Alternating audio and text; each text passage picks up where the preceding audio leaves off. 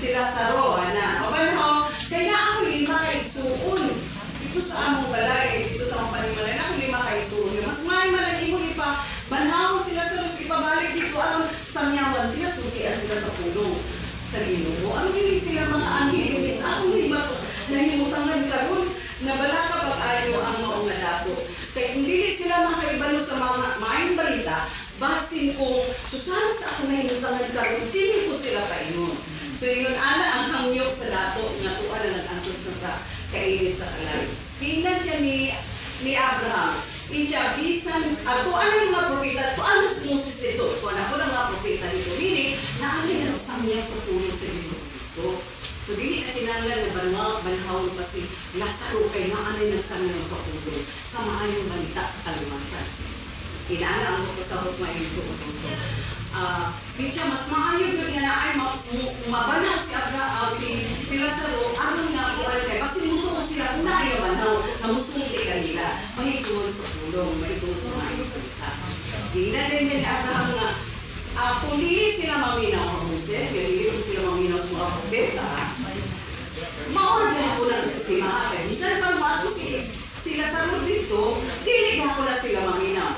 Kapanday ka karoon mga Iso, nilagyan ka ay kamanhaw mo, kanang lain ng istero niya itaw na namatay ka dito, pila ka segundo, pila ka minuto, pila ka oras, di ba na ako balik sa Ginoo daw, gisulti nila ang mga nakita nila ng mga pananaw sa dihang nabubuan sila sa ginawa niya after the minute nga nabalik ang ilang kinabuhi. Pero di ba, testimony sila sa nagkakitabo sa dihang nabubuan sila sa kinabuhi, pero naabot yung nila na.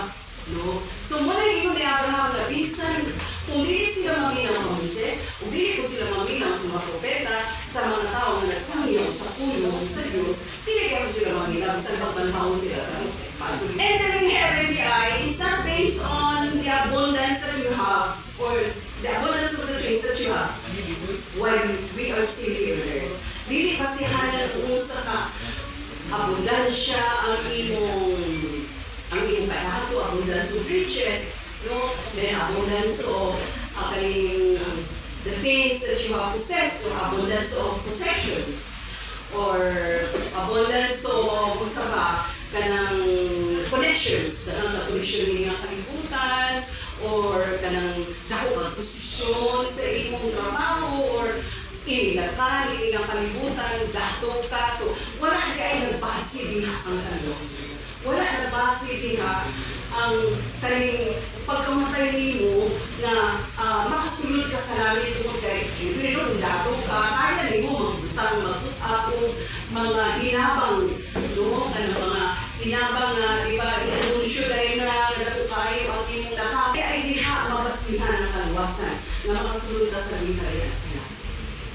The basis is, ang basihanan ng makasulod ka sa langit is how you listen, no? And how you obey. Number one basis is listening and obeying. Ito na po si Ginoo sa Romans chapter 10, verse 9 and 17. Ngunit ito sa verse 9 na kaning, if you confess with your mouth the Lord Jesus Christ as Lord and Savior, no? Gusto mo tayo i-agree pa sa Bible kay medyo taas na ang ato pang pakilo, no? Pero ito, kung isugin lang mo sa inyo mga akhil, sige ng Jesus, and believing in your heart that He is Lord, you shall be saved. No? Muna siya yun sa Romans chapter 10 verse 9. Dito sa Romans chapter 10 verse 7, dito nga, faith cometh by hearing, and hearing the word of God.